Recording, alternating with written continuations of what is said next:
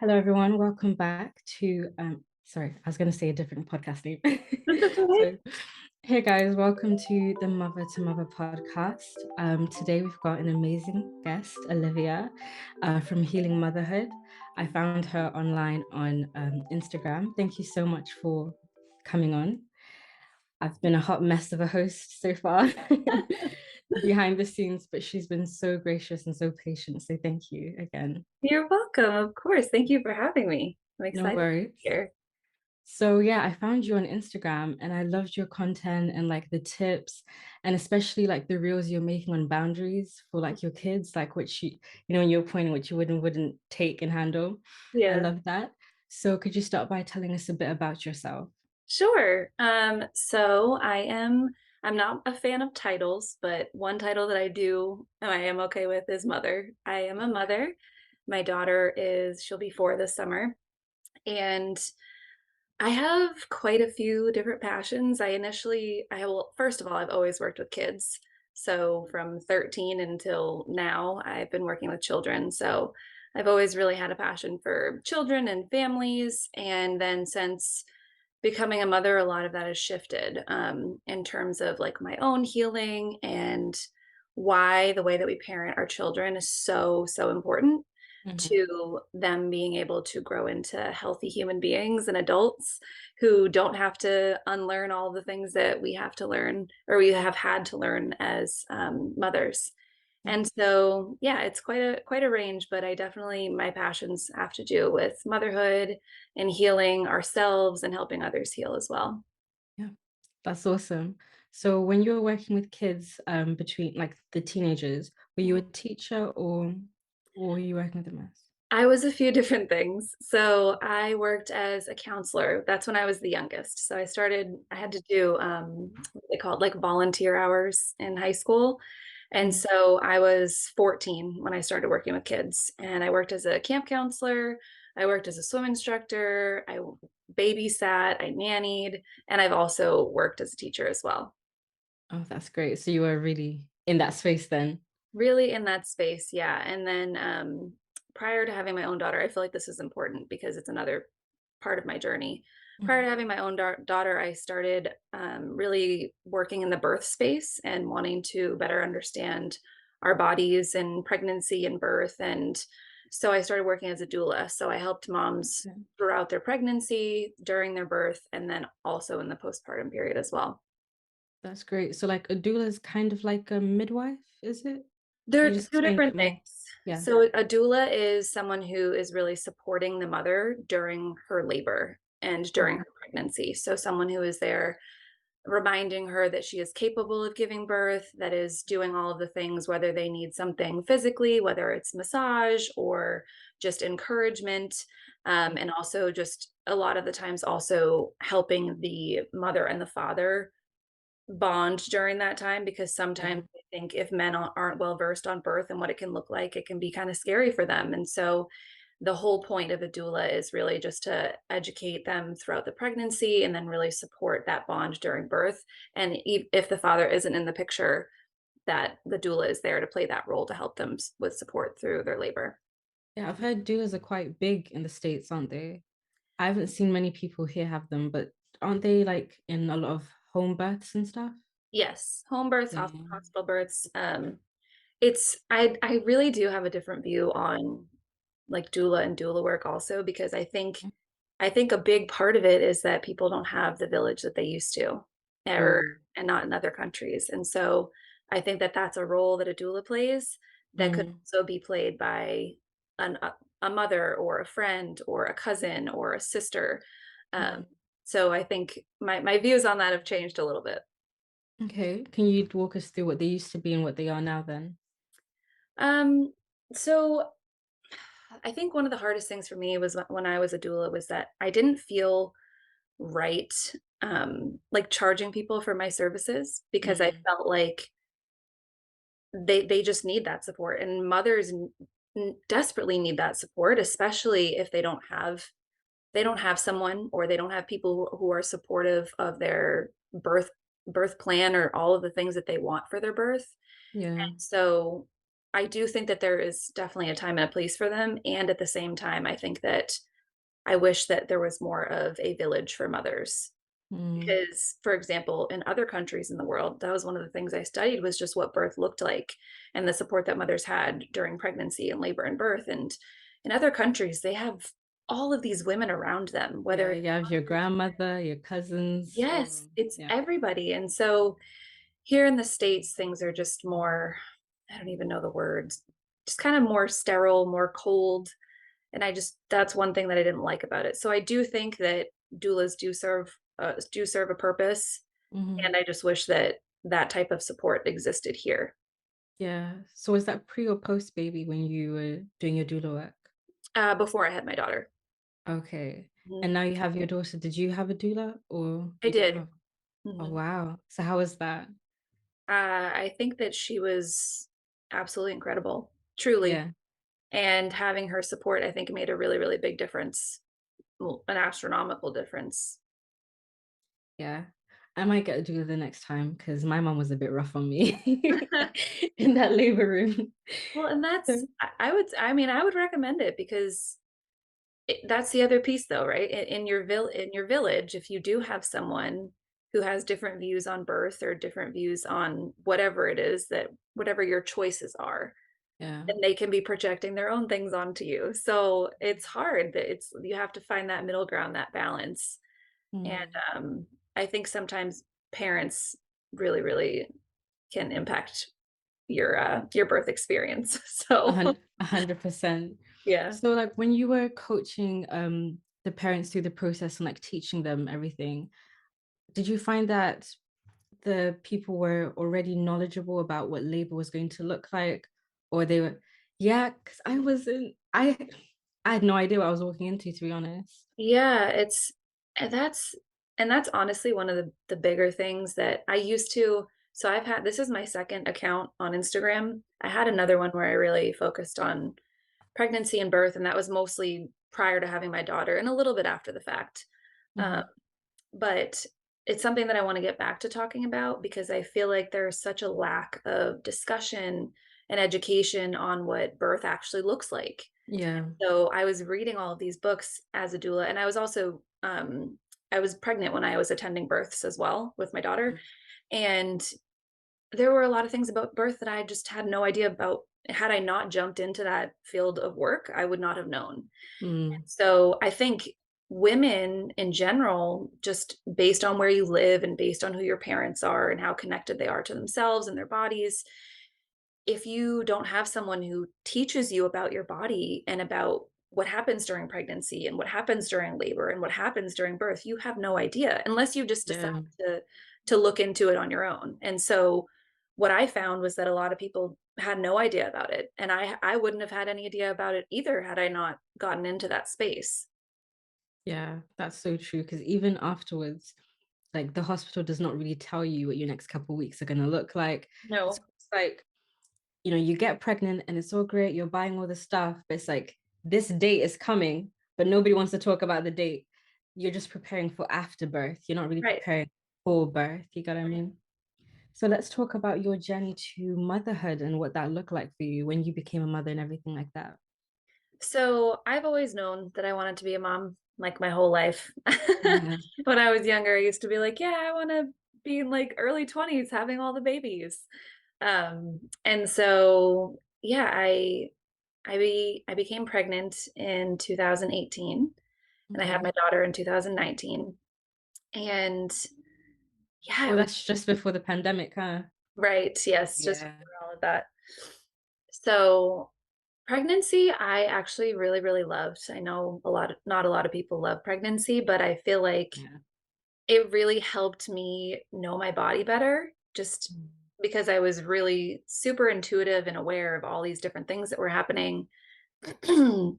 Excuse me. And I knew I was pregnant before I took a test. I just You somehow knew. felt it. Yeah, I just Yeah. felt it and I was like, something's different.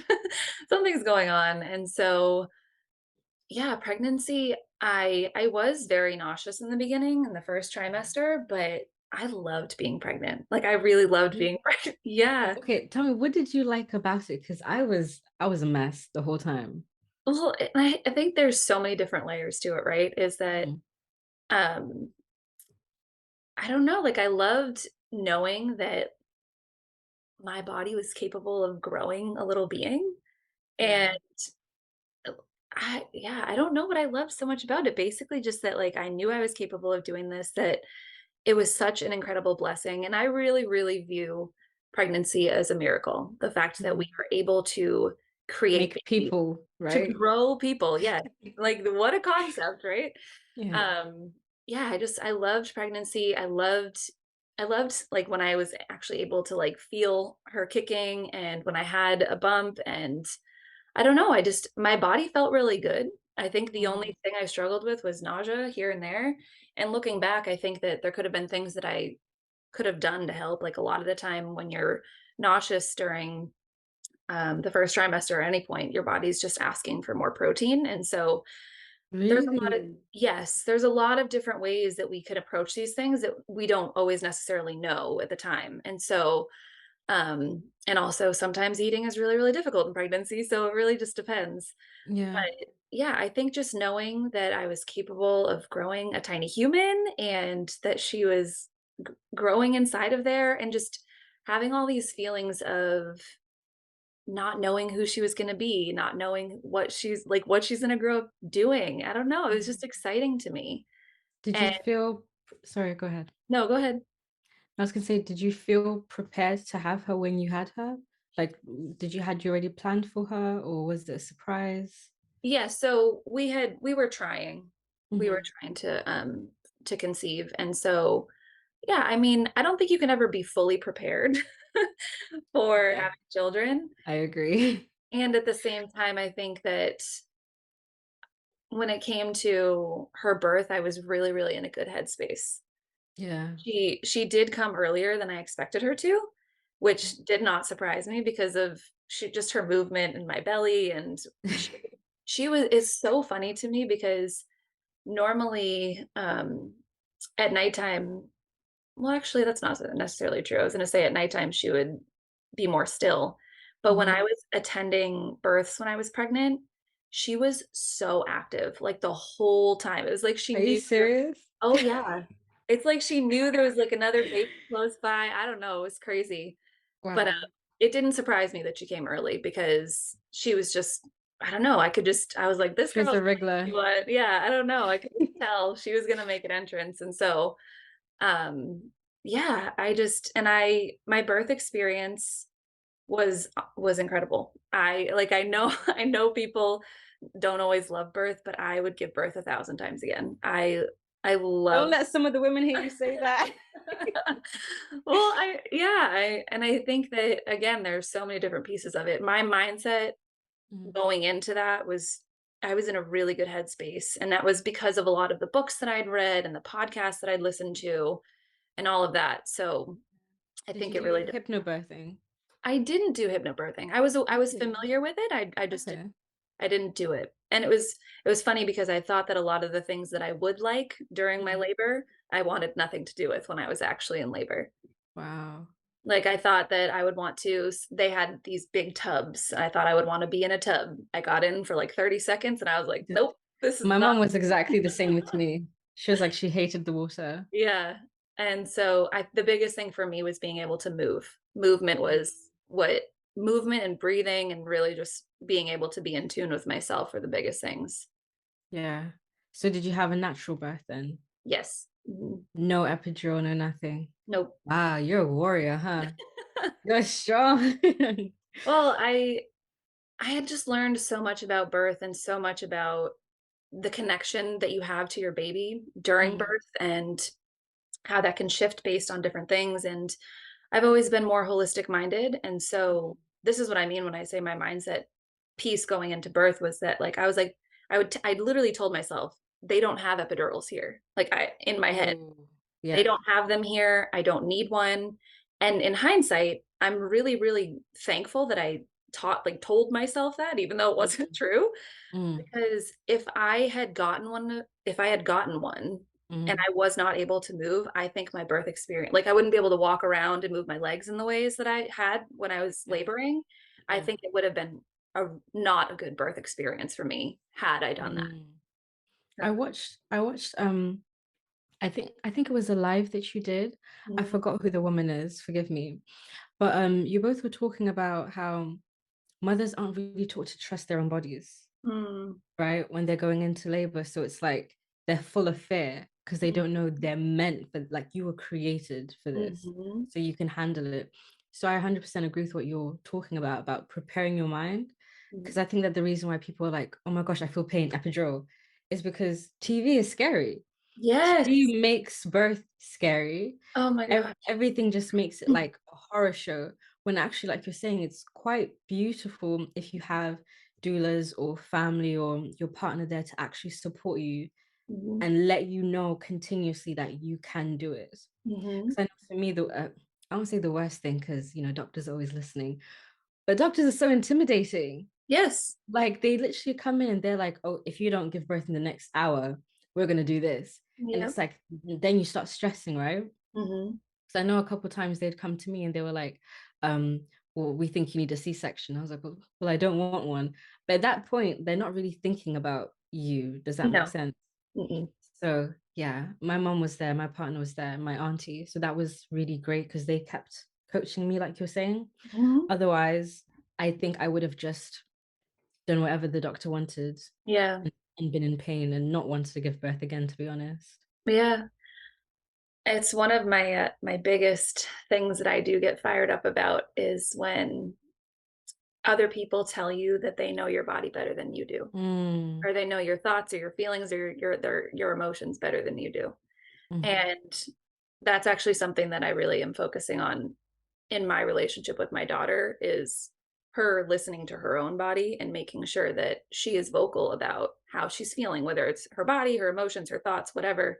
Yeah, Because I also, I'm not saying all doctors are horrible, but a lot of the time when it comes to birth, I think that they should stay far away from it because I think, 100%. like what you said, they tell women, well, if you don't do this by this time, then we're going to do this. And what is that like? Not only is that not listening to what the woman is saying, that's putting fear into her mind. And when you do that, when a woman's in labor, that's going to that's going to prolong her birth process Mm, or make her make decisions that she didn't want to in the first place.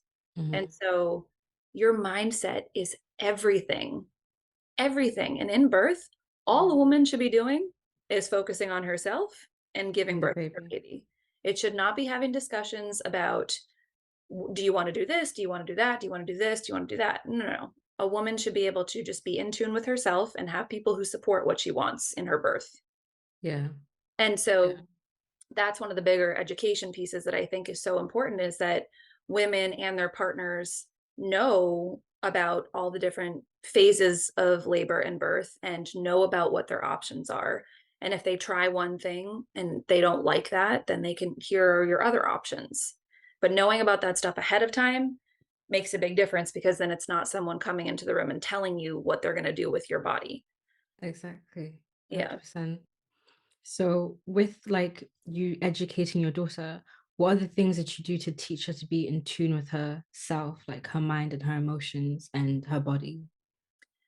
So I think it kind of have to separate them a little bit in a way. Mhm. I think one of the biggest things in terms of our emotions, right? Our children. This is something I had to unlearn was being feeling like I could not cry in front of my daughter or I could not react in a certain way if I was feeling angry. Our children need to see that we're not perfect. They need to see that we have emotions. They need to Mm, see that it's okay to have emotions in a healthy way. yeah. And so I used to kind of hold it in front of her and then release my whatever later on, which there absolutely are times where that is necessary Mhm. to do.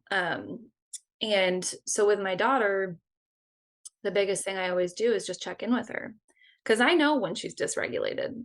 I might not Mm, know why or what's going on or what started it, but I know when she's dysregulated. And so if she is acting differently than she normally does or doing things that she doesn't normally do, I know a lot of the time parents are like, oh, well, children are misbehaving. And when your child is acting differently, they're not misbehaving. They're saying, "Hey, I need some time to connect with you. I need someone who can give me words to express how I'm feeling or sit with me or give me a hug and help me feel more regulated."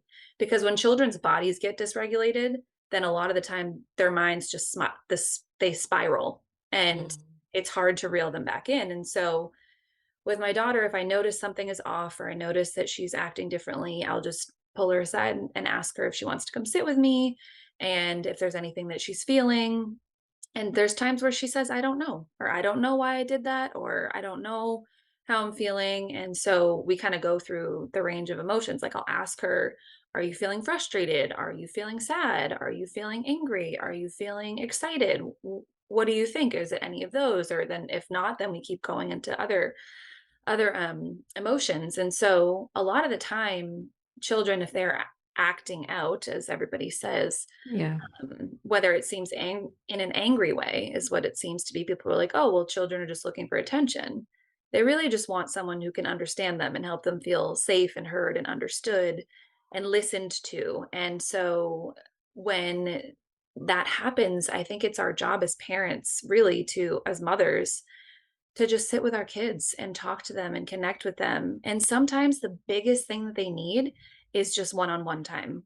And I think sorry, there are people outside. I don't know if you can hear them. Yeah, that's fine. There's children playing outside. Yeah.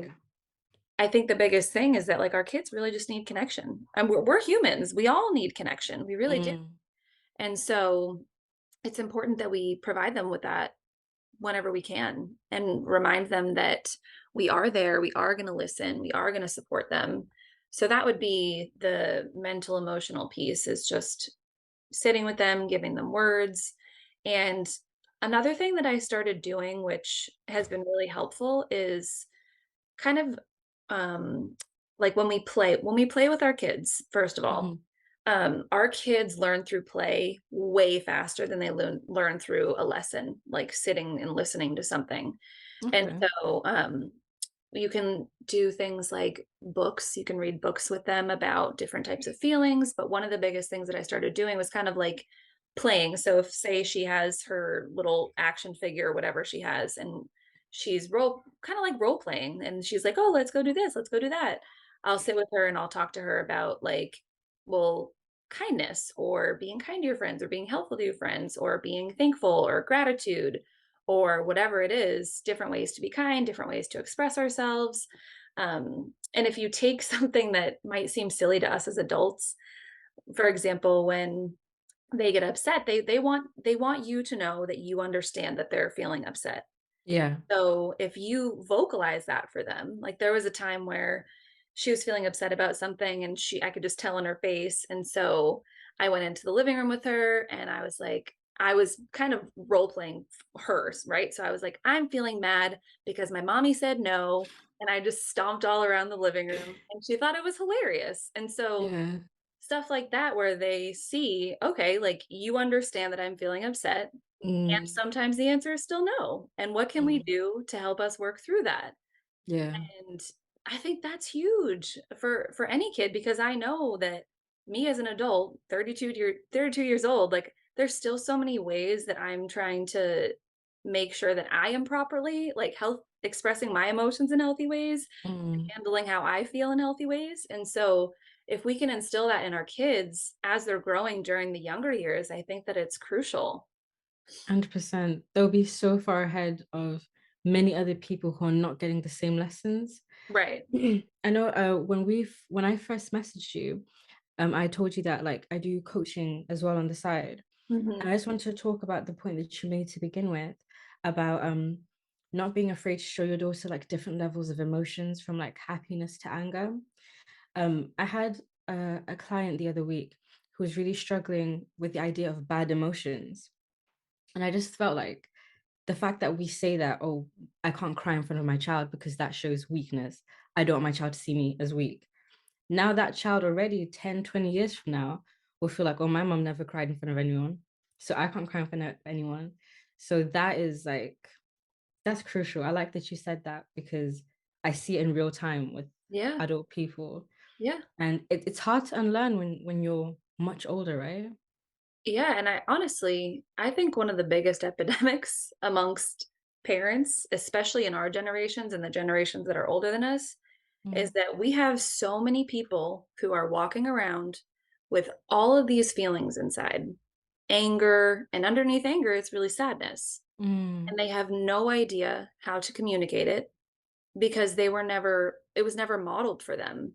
And it was always you were always told it was something to be shameful of, right? A bad yeah, emotion. When it's yeah. labeled a bad emotion, then you're like, "Oh, I can't do that because it's bad. It's viewed as bad." Our Mm, emotions aren't bad things. We're human. We're supposed to have emotions. And so mhm, we're allowed to feel angry. We're allowed to feel sad.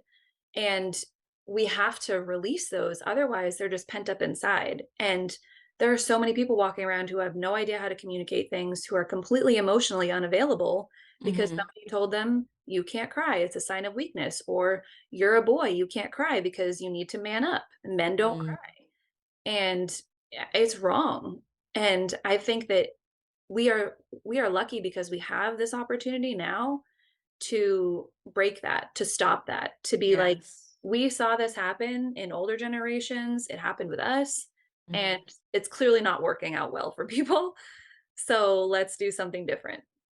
Yeah, but I think it's hard though, to take that step and be like, I don't want to carry this on. Hmm. Because Oh yeah. like you were saying earlier about sometimes your daughter just needs to sit down with you, you just need to have a chat with her. Funny enough, yesterday we were preparing to go to one of my little nephew's birthday parties. So my daughter starts throwing things at me. She's having a full-blown tantrum. And I'm getting red hot at this point because I'm like, I cannot understand why you're doing this. Just Hmm. put your shoes on. Let's go. My Hmm. mother was here, so I had that thing in my head that's like, oh my gosh, mom's gonna think this is all she does. I'm a bad mom. You know what I mean? All Hmm. these things in my head. And the way I was raised, if you're throwing a tantrum, the next thing is you're gonna get a, you know what I'm trying to say? Yep. You're gonna be in trouble. Hmm. So I took my daughter and I took her upstairs and I gave her a cuddle. And I Hmm. said, I love you. And I don't like when you act like that. How do you think that makes mommy feel? Right. Then obviously she starts saying sad. And I'm like, so tell me how you're feeling. She just turned 3. She's Hmm. pretty good at communication, to be fair. And I realized, oh my gosh, that's not how I was raised. You Yeah. know what I mean? Like, and it's not easy because my instinct was to shout.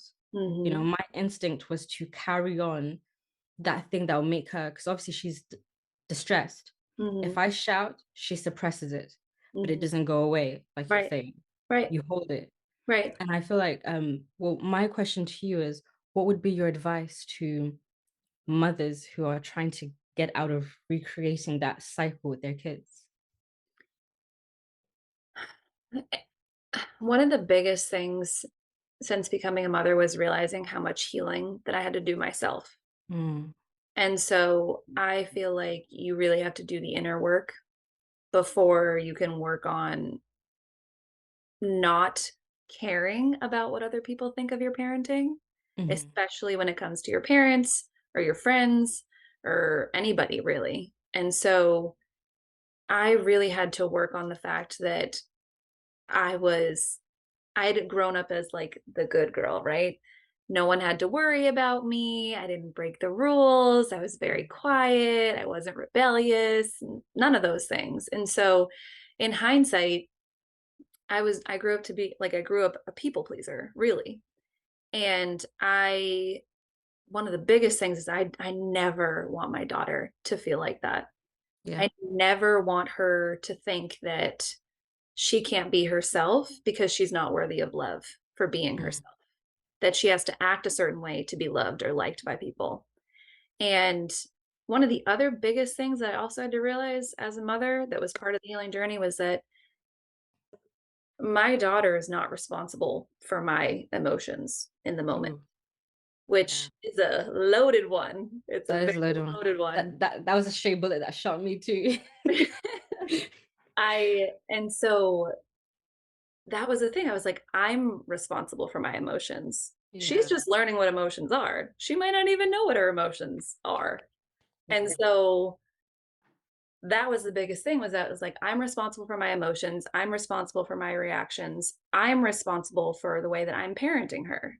No one else is. Like the way that I was parented is completely like off the spectrum different from the way that I was raised by my parents. Mm, And so I've dealt with many, many comments and many, many things. And I think, I don't really know. I feel like it was almost like a protective like barrier. I feel like I kind of put up was just that like I don't really care about if you think what do what you I'm think? doing is different. Yeah. I think I think in hindsight it's also because I don't know, you know how they say like there's always the black sheep of the family who does things differently and goes their Mhm. own path. I feel like I spent so much of my life going on a certain path based on the fact that other people thought I should be. Yeah. And when I had her, I was like, nope.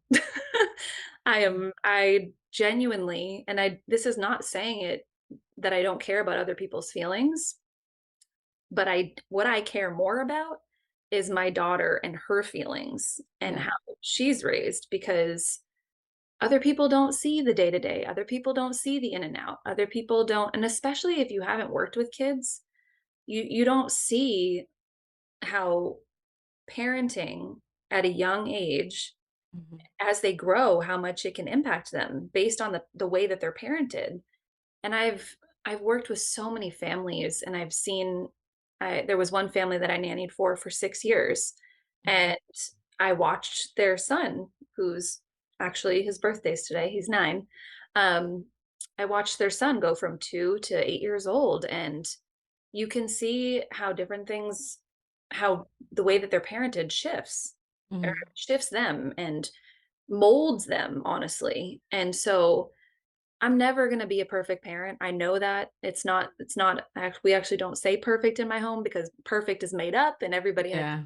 definitions of perfect. Mhm. But when it comes to parenting, I was like, well, I've spent so much time doing my own inner healing work and reading all of these parenting books. And based on my experiences, I want to do it differently. And it might look Mm, crazy to some people. And at the same time, I don't really let that impact me because yeah. it's my daughter and I. And I don't know if that really answered your question. I kind of went off on a tangent, but No, but I think you're right about not really caring about what other people think about your parenting. And Mhm. I definitely think that's something I need to take some time with and digest. Because I know I probably was, I think maybe before I was a pet. I don't know. Maybe before I was a parent, I was probably one of the judgy cousins. Like, oh, what are you doing with your kid? That's not normal. Or why are you counting to three? They should listen on the first time. Do you Right, get what I mean? right. And I think it's because, like you're saying, a lot of people haven't done the healing work. Yep. I hadn't taken at the time. I was still living unconsciously, right? Just Yes. repeating patterns and stuff. So when my cousin came over once and she was reading something, it was like a mother's guide to toddlers or something.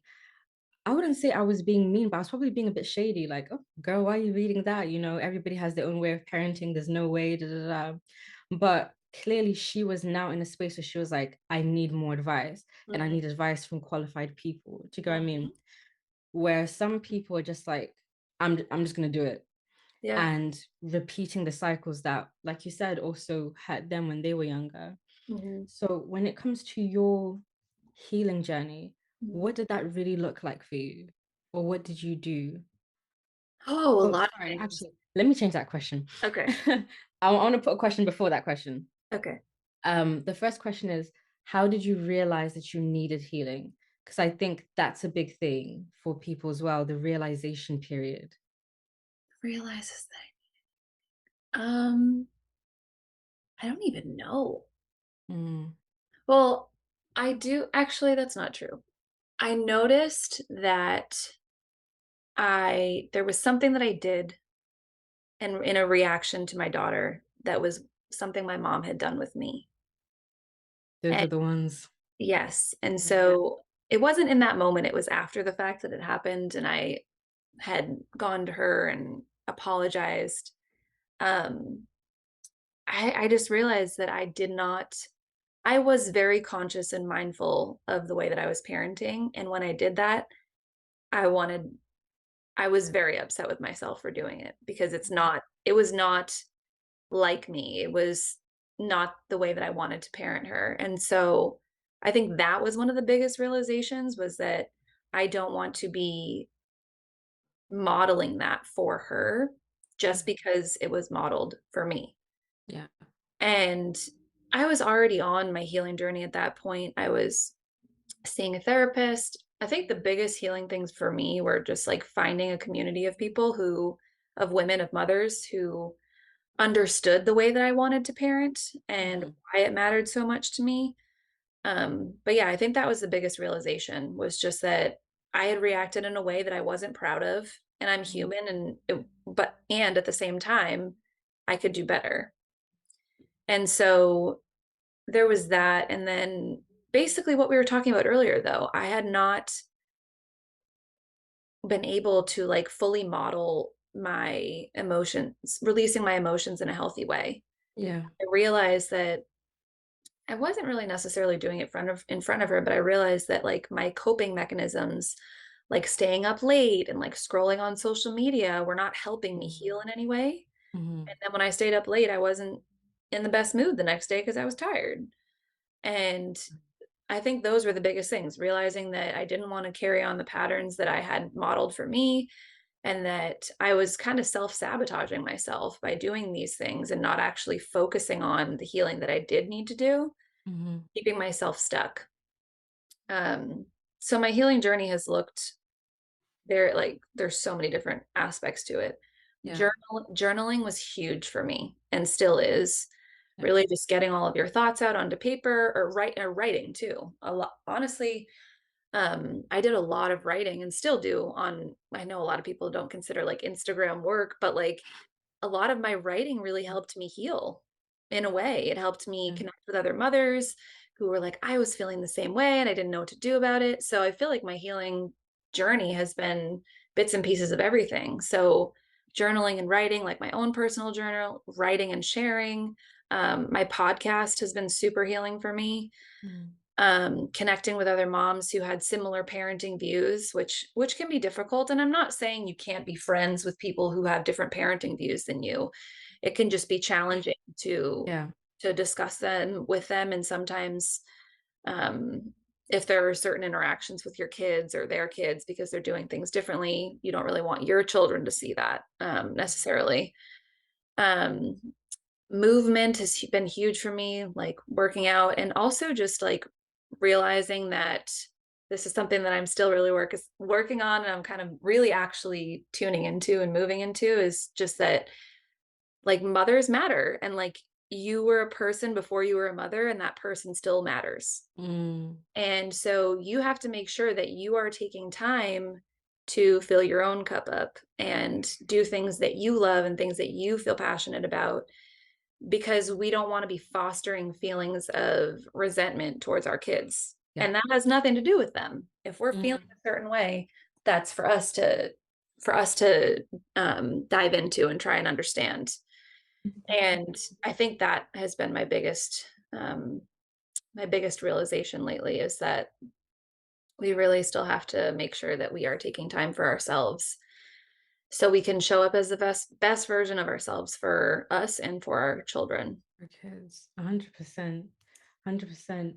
Um, and I think, with your healing journey, did you feel like your partner also had to go through his own journey into fatherhood, or do you feel like you have the most impact? Or maybe that's a trick question, right? but do you think that he had to I'll change the question. Do you think he had to support you on your healing journey? Or is it something you had to go through by yourself? So this wasn't something that I mentioned earlier, but I am not currently with my daughter's dad. Ah, So, okay. I actually, Sorry. it's okay. I thought my phone was on don't disturb. Sorry. It's all right. I actually, we were married and I left our marriage. And so one of, that was one of a really big lesson for me, obviously. And one of the biggest reasons why was because I was trying so hard to have him tune into his emotions and kind of be a part of like our healing journey together. Mhm. And he wasn't interested in doing that.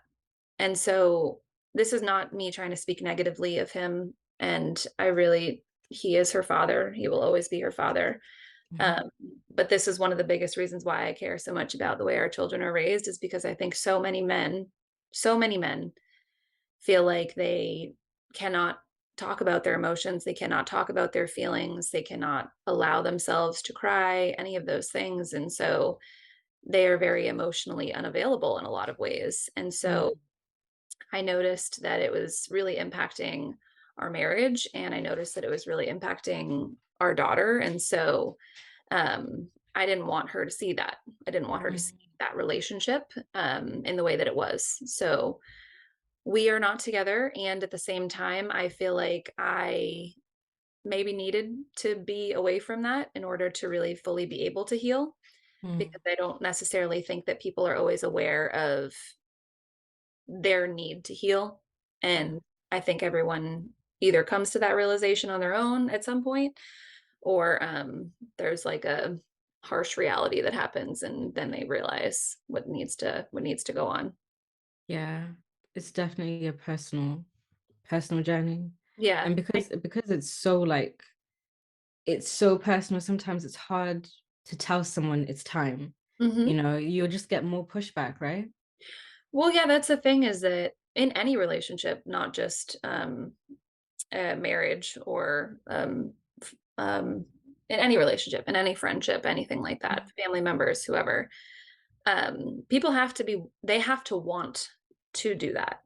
And Yeah. if they don't want to do that, you telling them, hey, I'm noticing these things, it might plant seeds.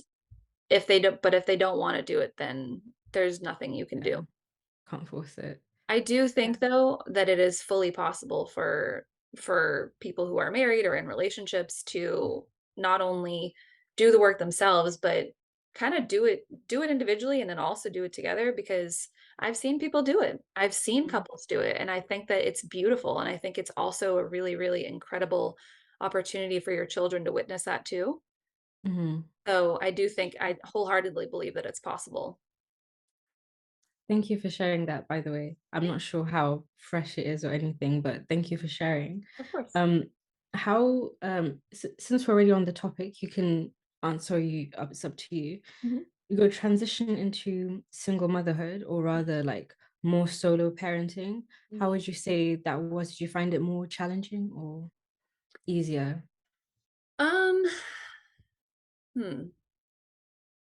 I just don't want it to I don't want it to sound bad, but at the same time, it's the truth. So, I didn't really find it super challenging, Mm. because I was already doing so much of it on my own when I was married. So, I didn't find it super challenging. I think the only thing that has been challenging was, finding a job that allowed me to be with my daughter and parent her and mother her the way that I want to, that didn't compromise that. And making sure that she is honored in that same way. So I realize that there are things that we do as adults that don't seem like big deals and don't seem like a lot. And at the same time, if you're a tiny human, it is Huge. yeah, it's huge. So if you're feeling overwhelmed or overstimulated as an adult, imagine how that feels for your child. And Mm. so I think it was really just finding a balance where I was working and making sure I could provide everything I needed to, and at the same time still mothering her the way that I needed to and keeping my sanity at the same time. Um yeah, I think that was the biggest most difficult part of it, was really just making sure that I was not compromising the way that I wanted to mother despite all of the surrounding circumstances. Yeah, like being really intentional about it, basically, right? Right, I exactly. think I think what you've just said about feeling like you're doing quite a lot of it on your own already. I've heard so many women say that, whether they're whether they're in a relationship, whether they're actually married. And do you think it's probably because parenthood is usually seen as like a mother's responsibility first? Or Oh, why do yeah. you think?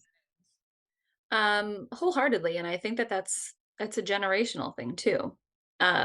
Is that it's hard because I have mixed feelings on it, right? Like I know that there are roles, right? Like men Mm. are the providers and the protectors, and women are the nurturers and the lovers. And I do think that that's important. And at the same time, I do think that there is a lack of genuine fathering, parenting. Mm. Yeah. And I think that that stems from the way that we're raised and what our children see. And I feel like in our society, there's a lot of things that little boys and men don't learn Yeah. in terms of like them being able to be an active participant in an active father figure role. Mm. Um, it's so layered. It's such a multifaceted. Um, It's a whole podcast on its own, isn't it? yeah, it is because we have to we have to make sure that we're fostering. And I don't have a son Mm. yet. I hope to one day. I don't right now. But I think that there are a lot of things that some people in our society view as feminine that Yeah. are really actually necessary life skills that we should be teaching all of our children, Yeah. and not just expecting the women to be the only ones who know how to cook, the only ones who know how to do laundry, the only ones who know how to soothe a baby. Uh, Mm. Obviously, in the early newborn days, babies babies actually don't realize that they're like out of the womb. They don't realize, and they need their mother, especially for those first 3 months. Like that's why when children are crying and the only thing that soothes them is being on their mom, is Mm. because that's literally what they need. And so I do think that men can still play a role during that time. And I think it's so important that they do for their wives and to build that bond with their children.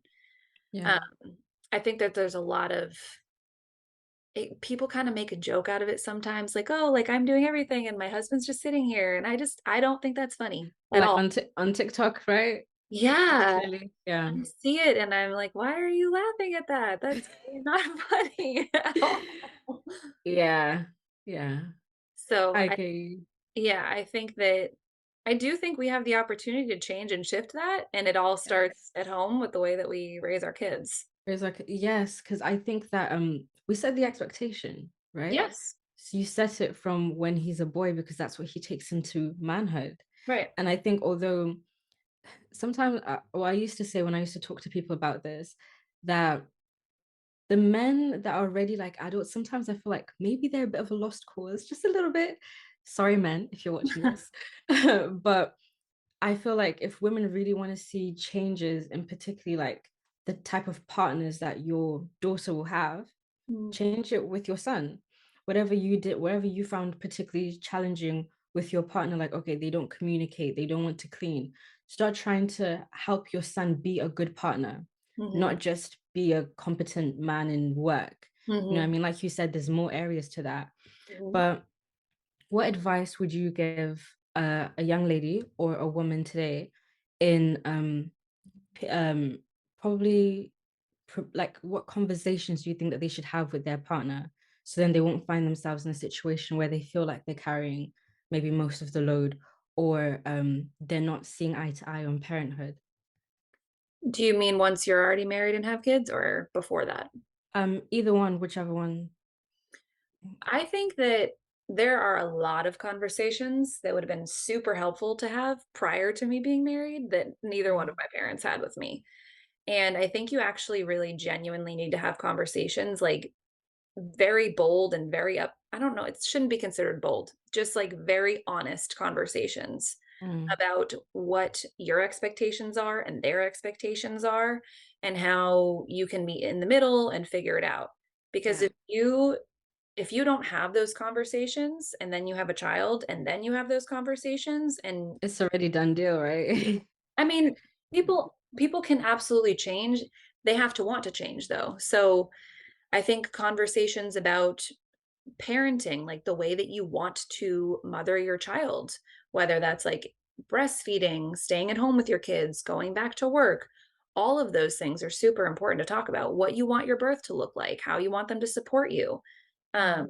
but it really all comes down to like people actually being able to express themselves and work through and actually genuinely communicate. If you are not able to communicate prior, then it's only 1,000 times worse when you are in that situation and you are trying to communicate about something. Mm. And so I just really think that, oh, it's so this is like another it's another multi-layered conversation, but I think really just having honest conversations about what your expectations are and making sure that everyone knows what your expectations are, being Mm. able to communicate with one another and work through things together and have conversations and figure out ways to resolve them, because you can't just have a conversation that goes unresolved, because then you're just going to continue to have that same Conversations. argument conversation that's going to be brought up again and again. um but I think you really need to talk about the big things. What does parenting mean to you? What does mothering mean to you? What does marriage mean to you? How Mm. are you going to continue to have the relationship that you do once you do have kids? What does your support look like? Do you need more support? Mm. Um, do you like, where do you want to live? Like, all there's so many different things. Yeah. Um, but I really just feel like being emotionally aware and mindful is so important. So, so important. And also acknowledging that your idea of something, like, it might not be what reality. Like, you can have a vision in your mind, and then when you're living your life, if it's not turning out to be that, you have to be able to talk about it and not just be like, it's Yes. supposed to be this way and it's not, and it's your fault or whatever. Like, you Yeah. have to be like, no, okay, what's realistic? And if there's something that we're not doing that I want us to do, or there's something that I'm not able to do that I want to do, or you're not able, or you're not doing, or whatever, like, you have to be able to talk about that in a way to figure it out and to make it work. Yeah. And just to add to that, what you're saying about not being disappointed by your expectations, one thing I just want to say for all the ladies listening is I've seen a lot of people probably see motherhood or marriage as only just another accomplishment. And when I get this, I'll be happy. And Mhm. of course, it will bring you a level of happiness, but really it is another, how do I say this? I want to use like a metaphor, like, when you're playing a video game, right? It's another Yeah. level. Another level has its own fights, it has its own stresses. Mhm. Yes, you've achieved a new level, but you're going to fight on that level to achieve the next level. So, like you're saying, just be mindful that the child is cute, but it's going to cry. You know what I mean? And it's going to have its moments. But Yeah. yeah, so do you have any tips that you'd just like to share in general about with mothers or with maybe a younger version of yourself? Ooh. A younger version of myself. Do you mean in terms of, like, mothering and relationships type thing? I think anything really. I think really just spend time thinking about, writing about, processing, talking about what really matters to you, what your core values are, what deeply, deeply matters to you, and make sure that whoever you're with, or your friends, or your family is aware of those things and understands them. Mm. And when you are going to find someone that you want to marry or be in a relationship with, make sure that they know those things too. Because I do think that it is possible to be with someone where you're not aligning on every single thing. Obviously, we're different, and men and women are different in the way that we think and feel. And at the same time, I do think that it's important to just be honest and upfront about what matters to you and the things that are deal breakers to you, or you're not willing to budge on, or figure out ways to compromise on. I think just being really honest about it. And when it comes to mothering, I think that I've heard a lot of people say that, it's usually men who say it to women, but things like, you've made such a sacrifice, being a mom. You're making all these sacrifices being a mother. Mm. And that was said to me when my daughter was young. And I actually looked at them and I was like, what do you mean sacrifice? Mm. I don't really understand. I didn't really understand. Um, Because I don't view motherhood as a sacrifice. I don't view any of the things that I've done as a mother as a sacrifice. I think that motherhood is a blessing, truly. Mm, And some days feel hard, and some days feel crazy, and some days feel chaotic. And we wouldn't know what that looked like if like everything else is like so beautiful and messy and incredible and so healing. I yeah. feel like I have healed astronomically more since becoming a mother than I ever even was aware that I needed to heal. Yeah. And so just making sure that your children know how much you love them, making sure that they feel safe and heard and understood by you, and apologize to your kids when you are 100%. acting, when you act a fool. Apologize to them. Make sure that Mm, they know that adults can apologize to kids and normalize that. mm, Um, and just love them for who they are, just for being them. yes. Not Because for what they do or make you feel, right? mhm. Yes. And tips for being, for maybe not no longer being a people pleaser and finding your voice. Just unapologetically be yourself. And it takes so much work. There's still days where I'm like, I don't know if I should say this. I don't know if I should share that. I don't know. And then I'm like, wait, if I'm not being honest about how I feel or who I am, then I'm shifting myself to be someone I'm not, to be Yeah. liked or loved or accepted by somebody. Mm, And if you live your life like that, you're not going to be happy. yeah. Your happiness is up to you. It's not up to anybody else. Mm, And so I feel like once I really just started being myself, I'm a completely different person. I'm way happier, I'm way more comfortable, and it's like a muscle. The more that you do it, the more like the confident you easier it get. becomes. Yeah. Yes. And so tips on finding your voice. Really understanding boundaries, really understanding what a boundary is, what a boundary looks like, how to set boundaries, and also realizing that boundaries are not a bad thing. Yes. They're not 100%. bad, they're not a bad thing. And however, a lot of people who are not familiar with boundaries or what they are, what they look like, they will be upset when you set boundaries. And And that's that's okay. Yeah. because they're responsible for their emotions. You're not responsible for that. And boundaries are healthy. You're saying, I'm not okay with that. Or Mhm. I don't want to do that because it's not serving me. It's not aligning with me. And I think just once you really actually take care of yourself, I think taking care of yourself as a mother is crucial. I mean, we talk about how mothers get so burnt out because of all the things that we have to do anyways every Yeah. single day. If you're not taking care of yourself and you're just saying yes because you're worried that about their thoughts, feelings, emotions, when literally you need to rest, that's not going to benefit you. It's not going to benefit your child. It's not going to Mhm. benefit your family. So just realizing that you are worthy of rest, you're worthy of being honest, you're worthy of being yourself, and you're worthy of being loved for being yourself is the biggest thing, I think. Yeah. And That's a having really good tip.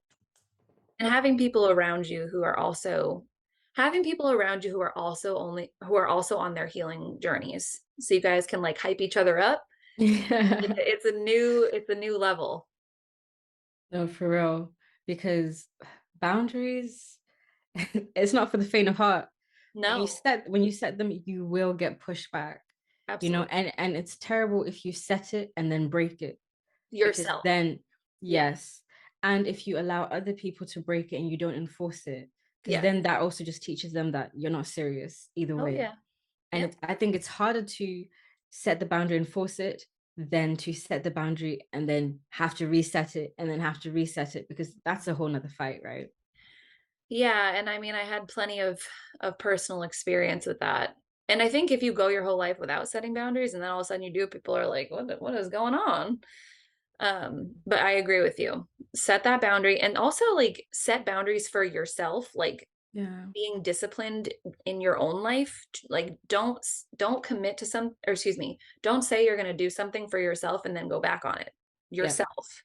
You Yep. have to be like, you have to remind yourself, I'm worthy of boundaries. I need to set boundaries for myself. And then me practicing that will help me when it comes to setting boundaries with other people. Yeah, that's self-love, self-accountability. Self Because accountability. Yes. yeah, because I think the whole self-love thing is sometimes it's just all about pampering, Yeah. it's Oh my it's goodness. also it's also having that difficult conversation with yourself to be like, Yes. I love you too much to let you do this today. You know what I Yes. mean? Yeah. Yes.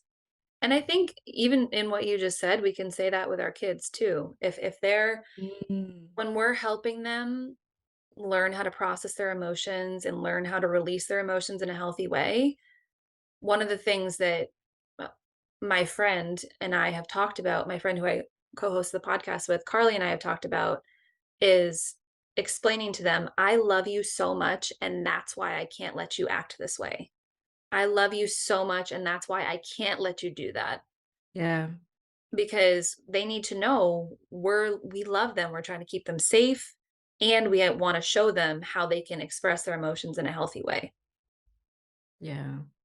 And I think going back to what we said before, the whole negative emotion thing, Mhm. sometimes you'll be less likely to reinforce when you see other people having bad emotions, right? Because you don't want to stir that up in anybody. Mhm. And I found with certain parents, they don't even want to stir that up in their own children Yes. because they'll see the tantrum as bad rather than an expression Mhm.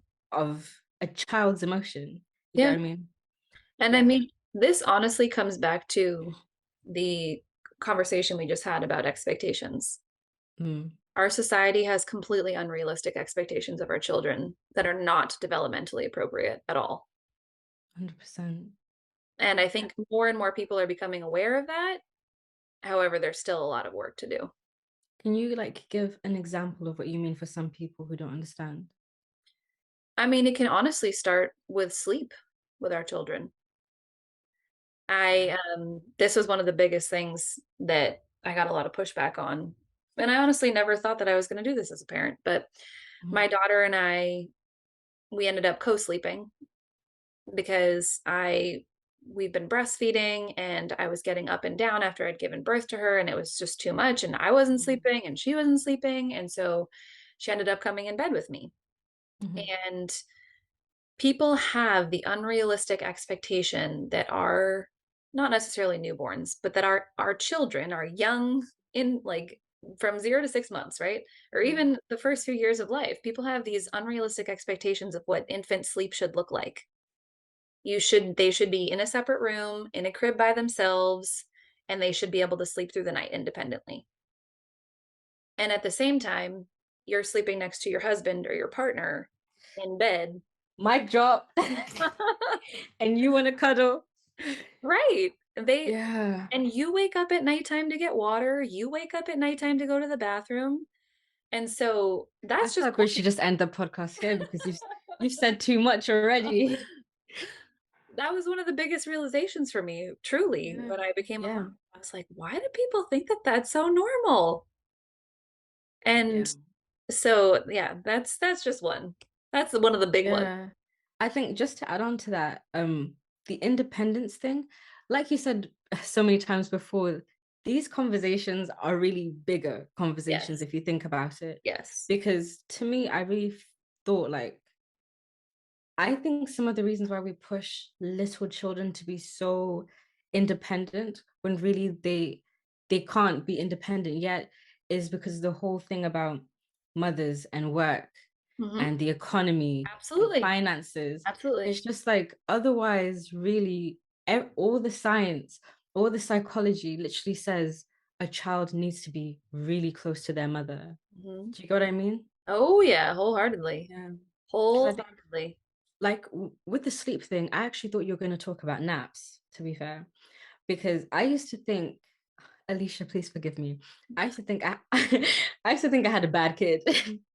Like my kid is just naughty. She screams. She's fighting. Whatever.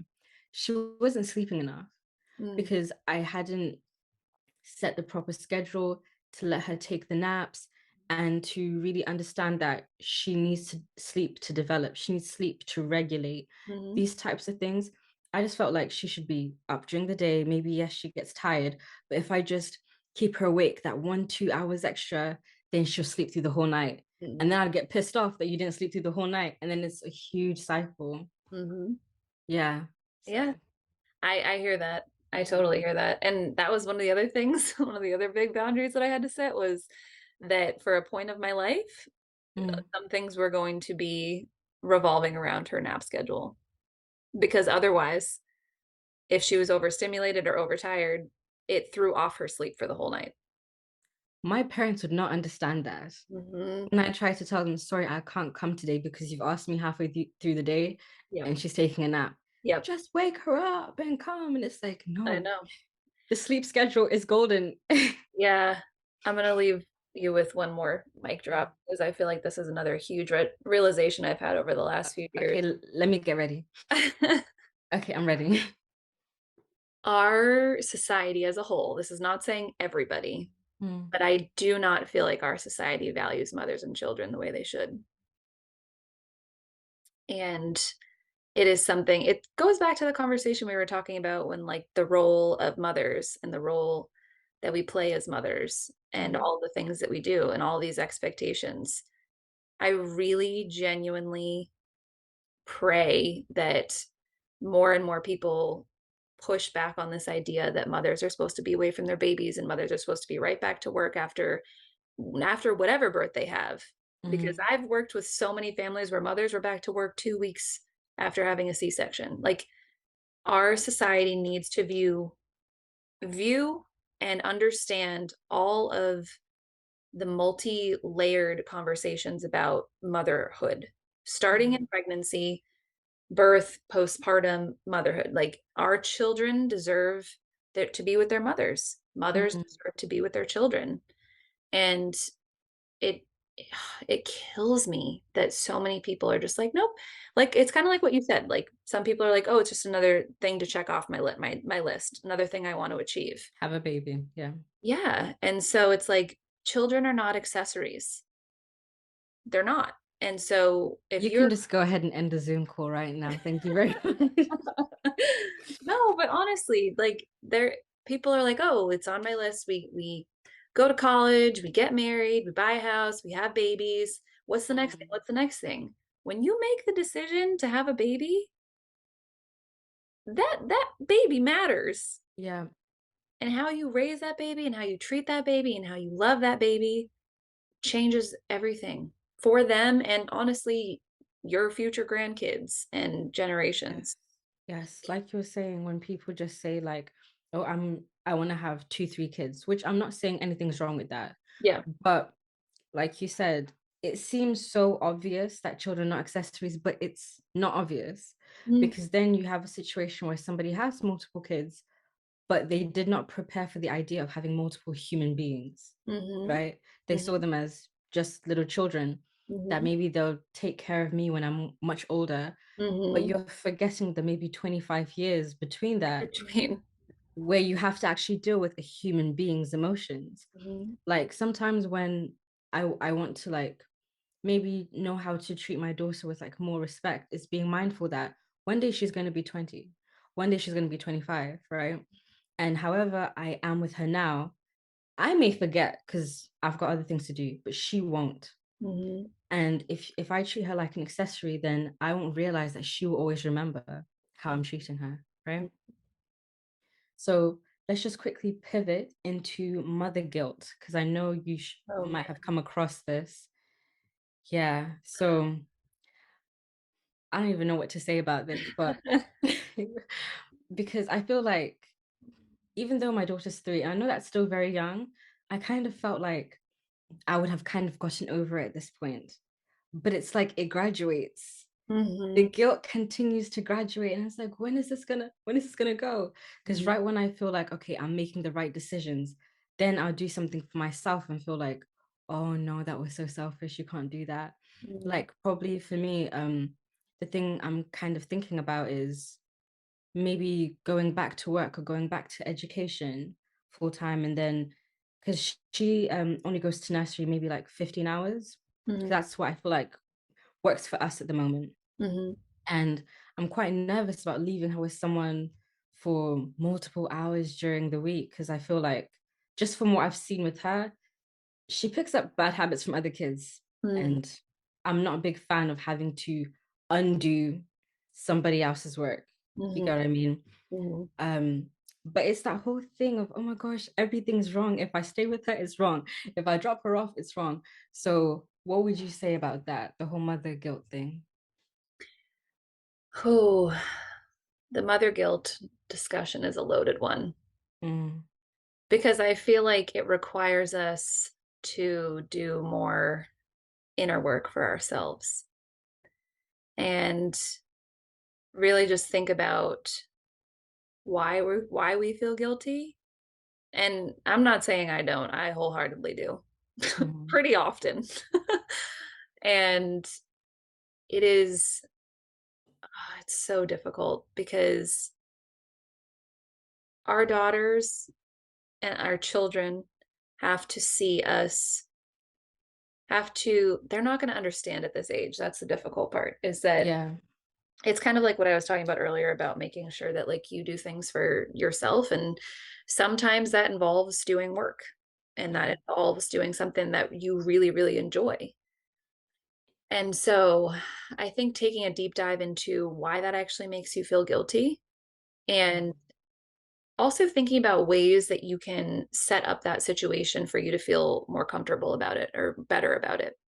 mm, Because ultimately, everything starts at home, everything starts with you. And if they are seeing certain things outside of the home that you guys don't do within your home, I mean, our kids are going to see that. yeah. No matter where we go, different families, public settings, our own families, just them knowing what you do and what you don't do in your home and why that matters and why you feel so deeply about that, I Mm, think is key. And yeah, I think just really taking some time to figure out what you feel like would work best for you mm, and finding a situation that you'd feel comfortable in. So, I mean, I know there's so many layers to that too. Like financially, if you could like have someone at home with her or have her go to play groups, or if there's like a certain setting that you feel like would be better, then looking into that. Um, mm, for example, and this is something that I think this is a really big, my daughter's, she'll be 4 soon. And I am now, and just for the first time, um, I work at a school program, so she's able to be with me, and I work with other kids her age and a few years older. mhm, And for the first time in her life, I let her go to school without me in February. She's never been with somebody else for an extended period of time outside of her dad, and like my cousin and her kids, but very few people. And so mm, I had to do that for myself. mm, And I had so much guilt about it. So much guilt about it. And at the same time, I think it is at a point, it's necessary for mothers to have time to themselves and have children have time to themselves. And obviously, when they're young, it's very yeah. different. But when I did that, she didn't even cry. She was not She was ready. She was ready. She had the best day. She was so happy, and she was so happy when I came to pick her up. Meanwhile, I'm out in the car, like, crying. Like, I'm leaving my baby. Yeah, Um, it's true. but I think it's necessary, and so I literally starting this week, I've worked into my schedule where she will be at school on Mondays, and Mm, I will not be there. And so I think you have to really find, A, why you're feeling that way, just do some real internal work, some real digging to figure it out, writing it out, yeah, feeling it out, like letting whatever emotions you have out, um, and finding something you feel comfortable with. yeah. I would not have just let her and left her in any setting. The Mm, setting that she's in, she knows everybody. I trust the teachers. And I think that's really important is A, why do you feel this way? B, how can you make yourself feel more comfortable with it? And then yeah. also trying being willing to experiment with things, trying something and then seeing how it works for you. If it doesn't work for you, then pivoting, then shifting and figuring out a way to make it Mm, work for you and your child. Um, because if you really feel like there's something that you need to do right now, then I think you should do it. yeah. I agree. Like yesterday, I was having a conversation with a couple mothers, and like you said, how you were distraught, but your child was excited, Mhm. not projecting your feelings onto your kids. Because obviously that guilt is because you think you're doing something wrong, but actually you're probably doing what's best for them. Right. But it's just your feelings that you're projecting to them. Yeah. But yeah, this has been amazing, Olivia. I'm so glad that you came on. If there's any last things that you want to say before we wrap up, because I've taken so much of your time today. No, I loved this conversation. The conversations like this fill my cup. This is not something I'm upset or feeling like, oh, gotta rush on the thing. Thank Because you. these are things I care so deeply about. So thank you for having me on and for having so many beautiful questions and for conversing so well with me. I really appreciate it. Thank you. Um, last words I would leave people with is just really get to know yourself, really get to know, I think I already said this, really get to know what matters to you, what your core values are, and stop saying yes to things that don't align with that Mm. because this is your life and you only get one. You got too many mic drops for me today. Too many. So where can we find you? You can find me on Instagram at Healing in Motherhood. And then I also have two podcasts. I have the Be Loud About What Matters podcast, which is just my solo podcast. And then I have the Surrendering in Motherhood podcast, which is the one that I co host with my friend Carly. Awesome. All the links will be in the description. If that's okay. Yes, of course. Yes, awesome. And is there anything that we should be looking out for anytime soon? I have some things I'm working on, but I don't want to release them just yet. No, that's fine. So That's there are fine. things coming. Tell us about your podcast. What exactly we should expect from them. So my solo podcast, I started that when my daughter was, goodness, I think she was only 9 months old when I started that. And so that one is a combination of things. It really started with being pregnancy and birth focused, but it's kind of like a catch-all. So it's pregnancy, birth, motherhood, a lot of holistic health and healing. I've had so many different guests on. I've had coaches on from Australia. It's all people from all over, really, just who really care about doing the inner work and healing and parenting and all the things. And then surrendering in motherhood is we really focus on different topics in parenting and Okay. um, why we feel so deeply and why we care so much about mothering and surrendering to each season of motherhood, no matter what it brings, and honoring what it means to be a mother and kind of like what we were talking about earlier, just making sure, well, in our description it says disrupting society's lies about mothers and children. Mm. So really just shifting the narrative from what the norm is. You're a rebel. I love that. Now in my 30s I'm a rebel. Again, thank you so much, Olivia. Yes, And I hope to see you again soon, maybe one day when we're doing something interesting. I You'll would grace love me to. again. I would love to. Thank you so much for having me on.